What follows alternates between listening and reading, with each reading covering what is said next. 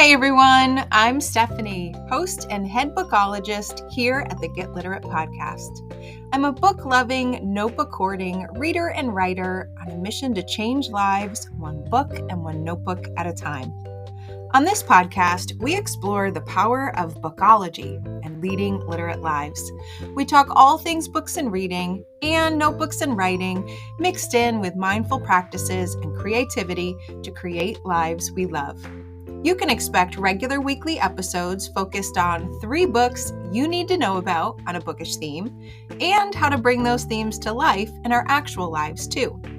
You can also expect author interviews, notebooking inspiration, and topics to help us grow through what we go through and take inspired action to make our lives better. So grab a notebook and your TBR list and let's get literate.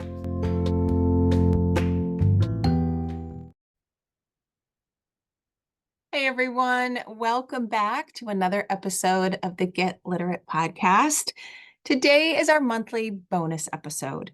Now, if you're listening in real time, then it is Easter. And so happy Easter to everyone. But as you likely guessed, I recorded this before the holiday so that it could go out on schedule for our final day of the month. Now, I have done something a little bit different this month. If you've been with me for a while, you know that this entire podcast started because of one weekly email I used to send. It was called my weekly literate love letter, and every Friday I shared what I was reading, writing, learning, and loving. You know that weekly email shifted to a monthly podcast episode once I started the podcast, but quite honestly, I missed it. So I shifted things a little bit this month. I used to send an email every time a new podcast episode came out. On Tuesdays, you would get the Get Literate podcast release, and on Fridays, you would get my Kidlit Love podcast release. But I didn't want to clog people's emails up in their inboxes up any more than I had to, so I thought, let's go back to one email a week. Let's share both podcast episodes there and give a teeny tiny sneak peek into my literate week as well. So for the past 2 weeks, I've been sending my newsletter on Fridays. In the opening section, I give you one book I've read, one writing prompt I loved, one thing I learned, and one thing I loved. I have to tell you, I love going back to that format in a slightly more reduced form. And the best part is that you don't even have to click in the email to get to the good stuff. You just have to scroll, and I'm putting what I'm reading, writing, learning, and loving right into that email to make it quick and easy and inspiring for your weekend ahead. But today is a more lengthy episode on what my literate life has looked like across the month. And today we're talking about March. Now, if you remember, my March one-word theme is bibliolatry. Now, bibliolatry means paying homage to books or really adoring the books that we loved. And it's custom, it's tradition for me to choose a bookish theme in March because well, it can be a long up and down March with the changes in the weather and the really short days. And so a bookish theme just seems to make sense. And it came in handy, let me tell you, when we got almost 20 inches of snow just last week. So let's get to it. What have I been reading in March? Well, you know I read a lot, but there are always 3 books that I want to talk about here on these episodes. And the first one is a book that I definitely adored. Now, last week on the podcast, I talked about Uplit for reading and writing. And this is a book that I just finished that could have easily been added to that Uplit episode. The genre that is literally uplifting, not because the hard things don't happen in it, but because of how the character handles it and comes full circle at the end. So this book is a hilariously funny and wonderful book called Wedding Issues by Elle Evans. It is a Zibby book that is coming out in 3 days if you are listening to this when it was released, so it is just in time. Here was my review. I unabashedly adore this book. It is completely different than my own life. A young woman just starting her career just happens to be maid of honor for two people competing in a contest to earn a spot on the coveted cover of Southern Charm magazine. She's from the South, crisscrosses from Tennessee to Georgia, and surrounds herself with all things amazing. The exact opposite of me. So, yes, I escaped my own reality to live in the cutthroat yet incredibly funny world of Olivia, her devious Aunt Charlotte, her family and friends, and maybe even a love interest or two. But what I didn't expect was an incredible sense of, I want that. I was so completely taken with each of these characters. I wanted to literally walk into the pages and experience it all. This book made me think about my own life, the ways that I too try to control everything, and the reminder that there is always room for flexibility. The most magical things might actually happen there. So now I've added visiting Tennessee and Georgia to my bookish bucket list. I reminded myself that the little things matter to our life experience, and I pledged to go after them. It was an uplifting, funny yet complex, and an all in kind of book. And since we're coming into that traditional wedding season right now, it is perfect timing for you to read this. So, Wedding Issues by Elle Evans is my first book I am sharing in my March Literate Love. It is such a wonderful representation of the uplit microgenre. Now, up next, I have a heartwarming middle grade novel. This has moved to the top of my all-time favorite middle grade novels, and that is something. This book is called The Underdogs of Ups and Downs, and it is newly released about a month ago by Craig Silvey. So here's my review. And I gotta say, I'm pretty proud of this review because I was trying to be clever and really convey how perfect I thought this book was. So you'll have to let me know if I hit my mark. This book was the peanut butter to my jelly, the green eggs to my ham, the peas to my carrots. What am I trying to say? This is the most beautiful, heartwarming middle grade novel that will fit perfectly with every reader, every human who has felt different or lonely, every mother, father, grandmother, grandfather, and brother, every dog lover, every reader with a dream not, excuse me, not yet fulfilled, every reader on a life mission, everyone looking to belong. This book is for you. Annie Shearer has an unbreakable bond with her stray dog, Runt, a bond that just might save her family from losing their farm if they win the grand championship of the Crumpets Dog Show. But there are a lot of obstacles ahead, including finding the money to make the trip and, oh yeah, overcoming Runt's fear of performing in front of people. But Annie's belief in her dog, her desire to fix things, and the creativity she inherited from her grandfather might not only save the day, but bring everybody exactly what they need too. Please read this book. I promise you'll find your heart inside of it. So this is one of those books that is a perfect middle grade novel that I do believe every adult should read. There are some big life lessons threaded through these pages, and when it comes together in the end, oh gosh, it's just so, so inspiring. You have to read this one, The Underdogs of Ups and Downs by Craig Silvey.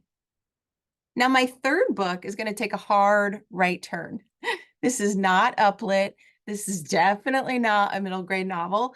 This is a deep, deep adult novel. It was recommended to me a couple of times, literally within the same week. So I knew I had to read it. And to all of those, you know who you are. If you were the one that shared it with me, thank you. This book is called Wellness by Nathan Hill. And it's about Jack and Elizabeth, who met in Chicago, both escaping their childhoods for different reasons. They find what they're missing in each other, and they start a whirlwind love affair. But as marriage, parenting, work, and all the demands of life continue, things change.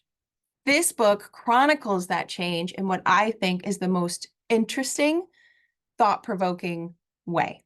It's a combination of narrative, of science, of research, of art, and of this beautiful literary prose that just had me reeling at parts, truly, and reconsidering everything I thought I knew about marriage, about happiness, and yes, about wellness.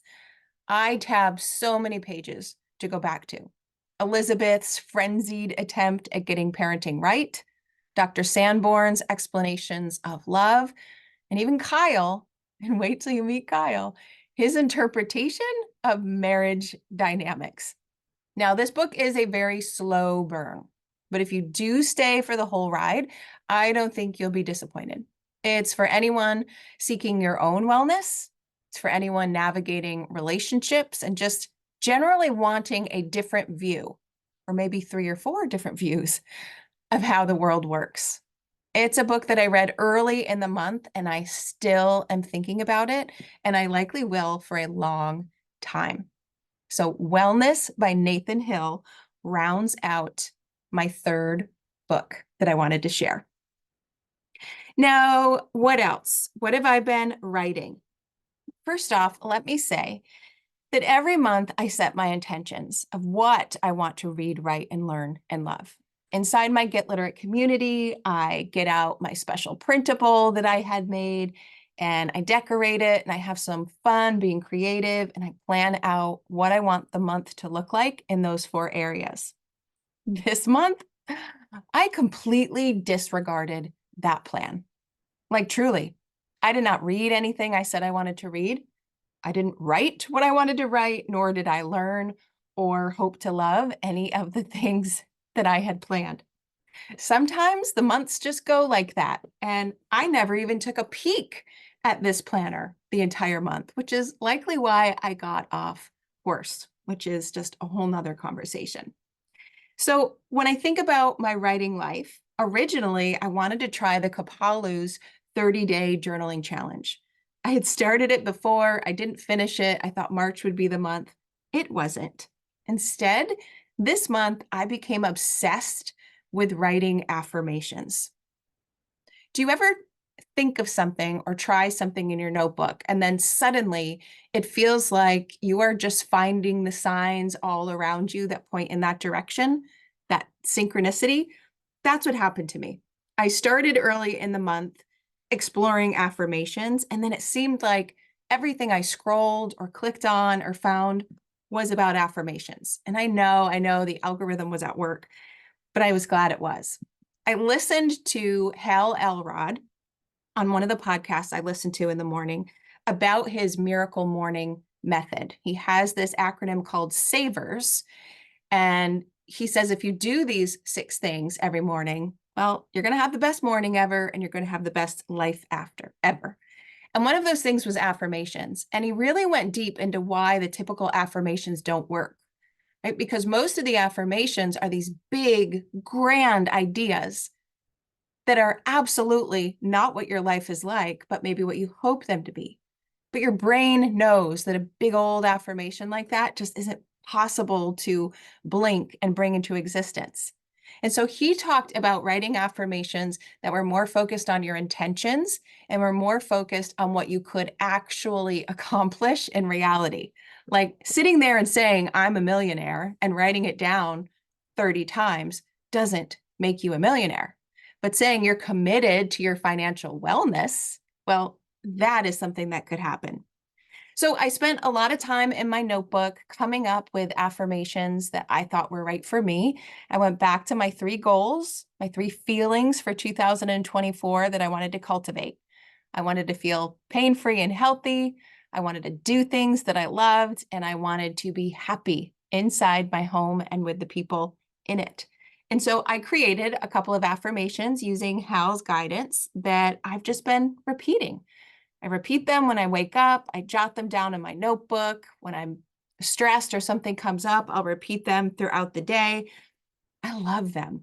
I'm really loving this idea of affirmations in a way that I didn't before. And so those affirmations have woven their way into my morning pages. And if you're not on my email list yet, I highly recommend you do, because as I mentioned, every week I'm sending out one thing I've read, written, learned, and loved. And so I've been putting out a couple of ideas for your morning pages or your notebooking practice. So I've continued that, not every day in March, but enough where I think it is still a strong practice.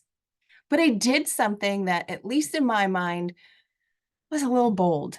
And one of the morning page recommendations that I had in my email was to make a make a list, the small acts of courage you could take. And I actually did one of those acts of courage this week. Is I signed up for a writing class. I want to write more. I want to actually write and publish more, and I need that accountability. So I signed up to Gotham Writers, which is this very well-known writing group, and I signed up for a creative nonfiction class because I want to write a children's picture book that is nonfiction, and I want to write my third book for adults. But I want to do it in a way that's different for me so that I can push myself. And so I am looking forward to this creative writing class in April, but just signing up was a big old deal in March. Now, what did I learn? I got a couple of things that I learned this week. Number one, I did not know who Iris Apfel was. Maybe you did. She's this bright personality, bright, colorful fashion icon with these just gorgeous glasses. And she is someone who she calls herself an accidental icon. Now, I've seen clips of her online, but I didn't know who she was and what she stood for. And so I did spend some time this month just doing a little Google search. And I actually found this really cool tutorial on how to draw her from Trisha Robinson. I put this in my email last week as well. It was a fun 10, 15-minute or so break to just celebrate this woman's life, learn about her, see if I could use pieces of how she lived life as a model for my own, and do some fun creative sketching, which, as we know, helps us access that other more creative part of our brain. So I'm putting the link in the show notes to this. You may have already gotten it in the email, but it really was just a fun way to relax and reflect, stretch some different muscles, and learn about a wonderful person. Now, the third thing that I'm learning, and quite honestly, I still will need to learn, is a new addition on my website. So if you don't know already, I love sending snail mail book postcards. I love recommending books to people. And I do have a spot on my website. Go to litlife.com, click on free literate love, and then scroll to the bottom where you can submit a quick Google form. It's free. Tell me the kinds of books that you like. Tell me what you need. And then I handwrite a personalized book recommendation on my very unique book postcards, and I pop it out into the mail. I love doing this. I got a lot of entries this week, which was so exciting. And I thought, wouldn't it be fun to have a page on my website where I could have an interactive map? And I could actually keep track of where in the world all these postcards are going. So far, I've sent them to California, to Arizona, to Pennsylvania, to Florida, and even one to Canada. And that's exactly what I plan to do. I always post these postcards on my social media so people can also benefit from the recommendation. I just don't say who they're for, so it's a surprise. And I'm working on embedding a Google map so that I can just drop pins in the cities that I send them to and see how far and wide this book club could go. But that's a learning curve, trying to figure out how to put that onto my website and capture all of that information correctly. So that's something that I started to learn, and I will continue to learn in April.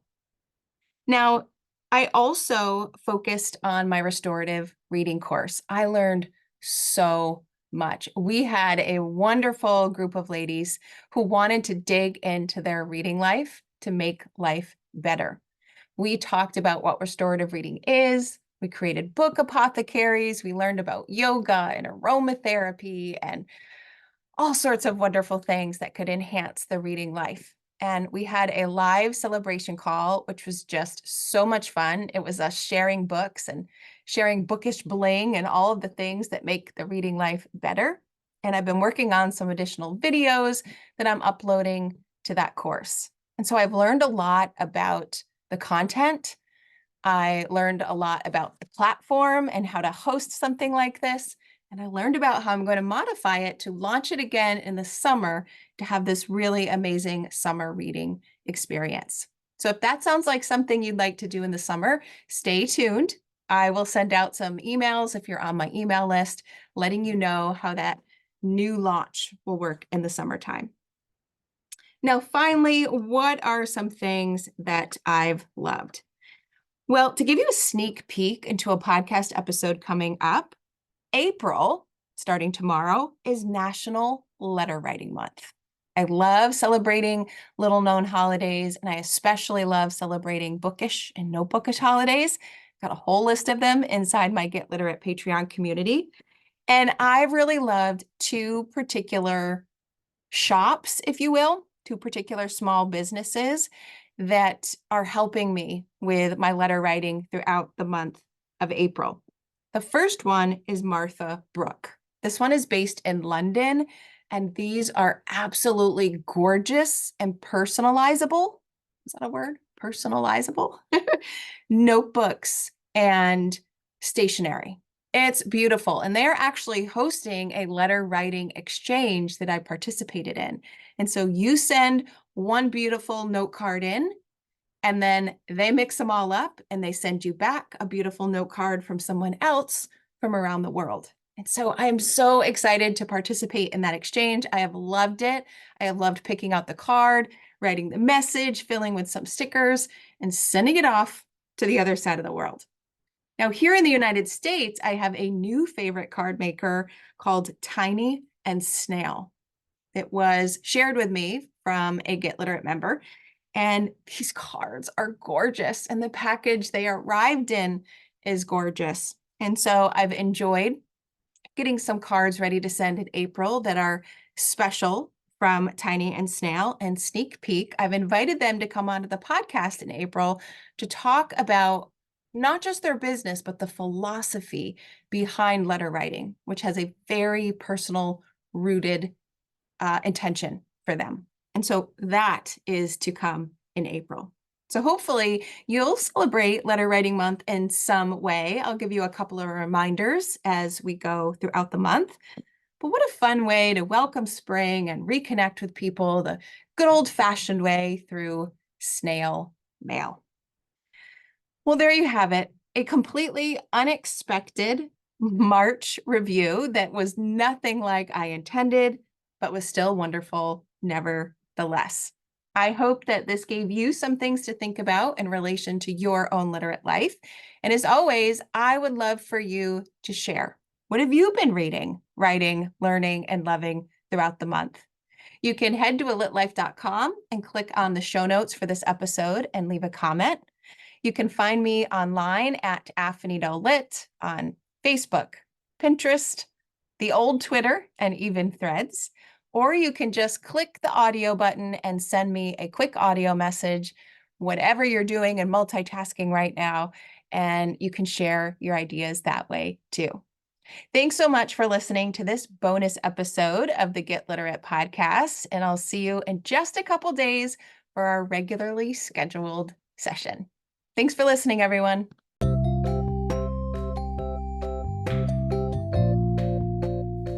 Thanks for listening to today's episode of the Get Literate podcast.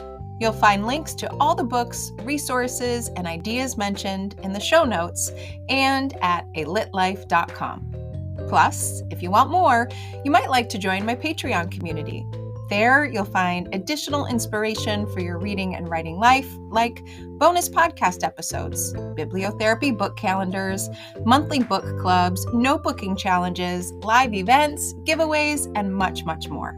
It's only $5 a month, and you get instant access to all of the previous content too.